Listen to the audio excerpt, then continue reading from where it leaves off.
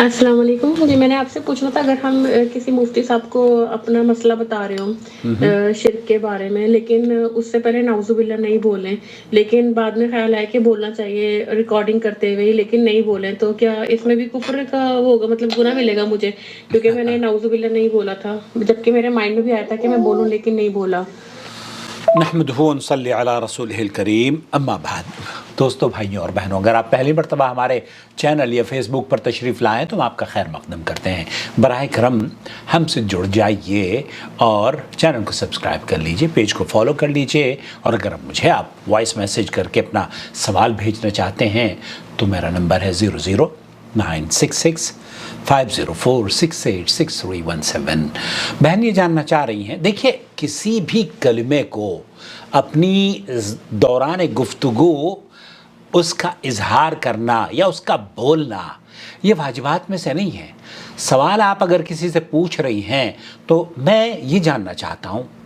بس اتنا کافی ہے۔ لیکن شرکیہ کلمات اگر آپ زبان سے نکال رہی ہیں اور یہ کہہ رہی ہیں کسی شرک سے بچنے کے لیے یا اس قبیح عمل سے مجھے حفاظت کے لیے کوئی تدبیر بتا دیجئے، اور پھر آپ دوران گفتگو یا کسی اچھی چیز کا تذکرہ کر رہی ہیں اور اس اچھی چیز کا تذکرہ کرتے ہوئے آپ الحمدللہ، اللہ اکبر، سبحان اللہ، یہ جو زبان پر کلمات ہیں نا،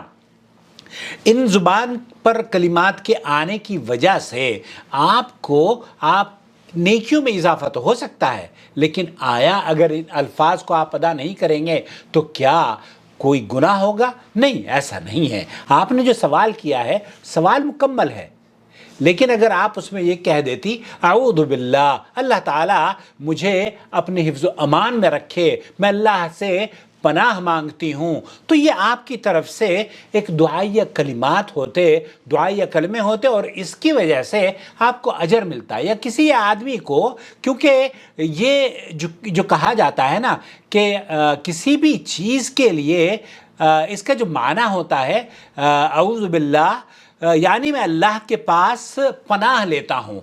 تو اللہ سے پناہ لینے میں یہ ایک دعا ہے جو کہ آپ اپنے رب سے کر رہی ہیں، میں اے اللہ تیری پناہ میں آتی ہوں، تو ایسا کہنے میں آپ کو اجر ملے گا۔ لیکن یہ کیا کہنا ضروری ہے؟ یہ کہنا سوال میں ضروری نہیں ہے۔ آپ نے سوال کر دیا ہے، اپنے مختصر سے سوال کو آپ نے ریکارڈ کر کے بھیج دیا ہے، تو اس میں یہ ضروری نہیں تھا کہ آپ اعوذ باللہ اور بسم اللہ، بہت سارے لوگ ہیں وہ تو ہر سوال میں اعوذ باللہ من الشیطان الرجیم، بسم اللہ الرحمن الرحیم، بھائی جب ایسا لگتا ہے جیسے وہ قرآن کریم پڑھنے جا رہے ہوں، تو وہاں بسم اللہ، بلکہ قرآن کریم میں بھی میری ویڈیو آپ نے دیکھی ہے، شیخ عبدالعزیز بن باز سے پوچھا گیا کہ اگر آپ جان بوجھ کر بسم اللہ الرحمن الرحیم نہ پڑھیں قرآن کریم کی تلاوت سے پہلے، تب بھی قرآن کریم کے پڑھنے کا آپ کو اجر ہے، اس پہ کوئی گناہ نہیں ہے۔ تو یہ سنت عمل ہے اور خوبصورتی ہے اسلام کی کہ آپ اپنے رب کے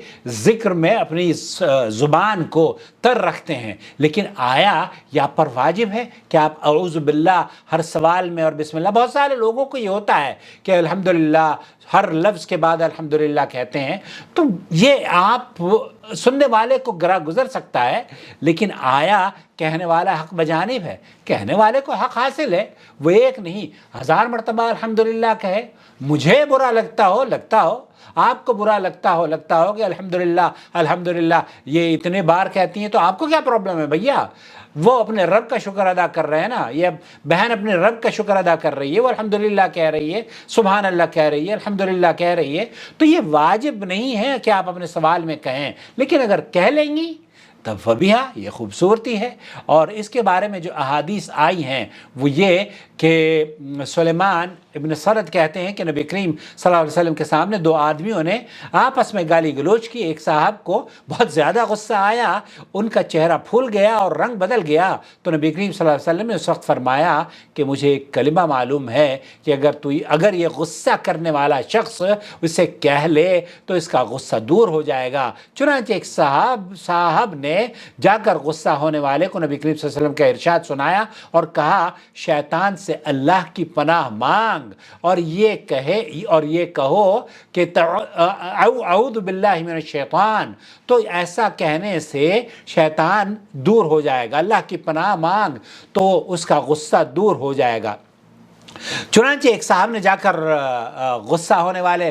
شخص کو، جیسے میں نے بتایا کہ نبی کریم صلی اللہ علیہ وسلم کا ارشاد سنایا کہ آپ علیہ الصلوۃ والسلام نے فرمایا ہے اللہ کی پناہ مانگ، تو وہ کہنے لگا کیا میں دیوانہ ہوں؟ کیا مجھے کوئی روک لگ جائے گا؟ کیا مجھے کوئی روگ لگ جائے گا؟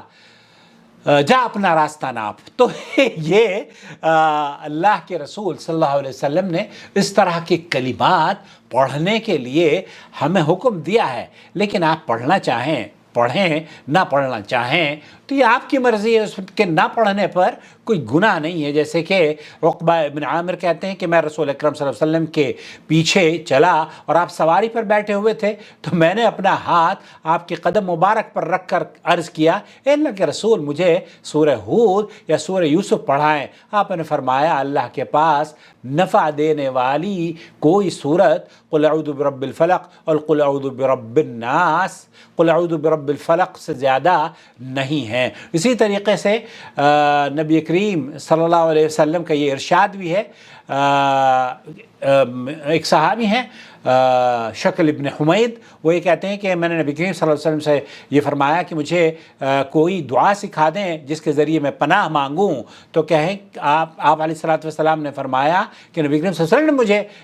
کاندھے سے پکڑا اور فرمایا کہ الہی میں اپنی سماعت و بصارت، زبان اور دل اور خواہش کی برائی سے تیری پناہ چاہتا ہوں۔ اللہم انی اعوذ بک من شر سمعی ومن شر بصری ومن شر لسانی ومن شر قلبی ومن شر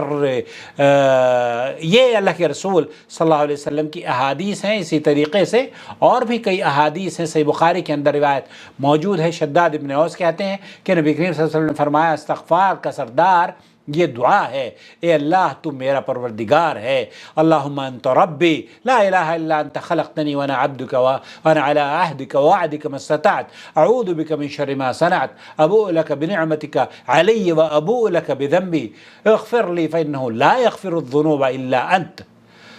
تو یہاں اللہ کے رسول صلی اللہ علیہ وسلم نے فرمایا کہ